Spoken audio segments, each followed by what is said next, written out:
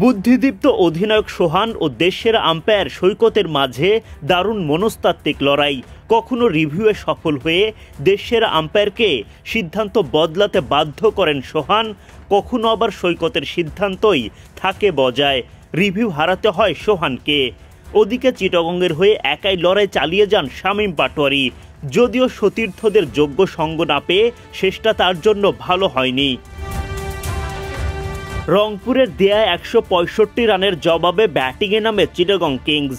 ইনিংসের প্রথম বলে রাকিবুল হাসানের ধামাকা উসমান খানকে পাঠান মাঠের বাইরে।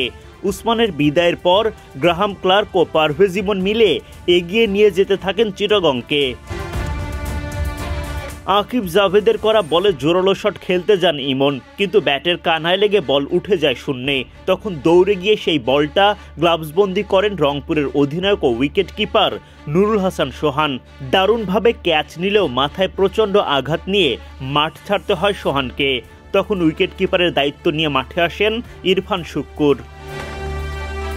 একই ওভারে মোহাম্মদ মিঠুন ও গ্রাহাম ক্লার্কের উইকেট তোলেন আকিব জাভেদ। মিঠুনকে করেন বোল্ড আর শেখ মেহেদির চোখ ধাঁধানো একটা ক্যাচে বিদায় ঘটে ক্লার্কের। জমে ওঠে ম্যাচটা। এমন সময় চোট কাটিয়ে মাঠে ফেরেন রংপুরের অধিনায়ক সোহান।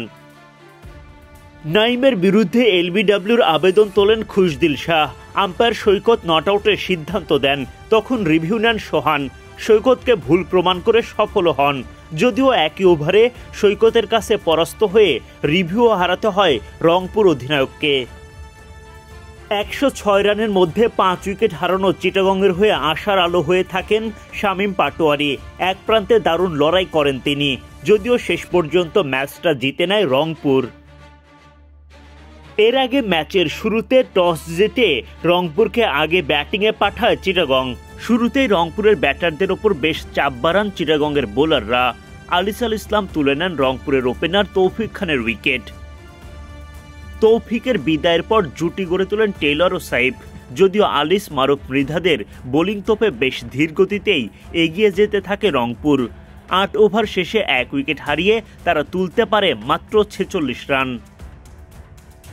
ধীর গতিতে হলেও সাইফ টেলরের জুটিতে রংপুর পায় ৫৪ রান।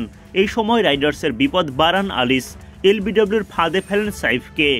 আম্পায়ার শরফুদ্দৌলা ইবনে শহীদ সৈকতের দেয়া সেই সিদ্ধান্তের বিপরীতে রিভিউ নেন সাইফ, কিন্তু তাতে কোনো লাভই হয়নি। রিভিউ হারিয়ে ছাড়তে হয় মাঠ। সাইফের পর বিদায় নেন টেলরও। নাইম ইসলাম নিজের বলে লুফে নেন ক্যাচ। ৩২ বলে ৩৯ রান করে বিদায় ঘটে টেলরের। পরের ওভারে আরাফাত সানি ইফতেখার আহমেদকে আউট করে রংপুরকে বড় ধাক্কা দেন। দলের বিপদের মাঝে হাল ধরার চেষ্টা করেন খুশদিল শাহ। মারকুটে খুশদিল দারুণ বোলিং করতে থাকা মারুফের উপর চড়াও হন। তরুণ এই বোলার তখন তালগোল পাকিয়ে ফেলেন। সেই সুযোগে টানা ৩টা ছক্কা আদায় করেন পাকিস্তানি তারকা, কিন্তু এর পরপরই অধিনায়ক সোহান আউট হন। খুশদিলের চেষ্টা শেষ পর্যন্ত রংপুর রাইডার্স পায় মাঝারি মানের পুঁজি।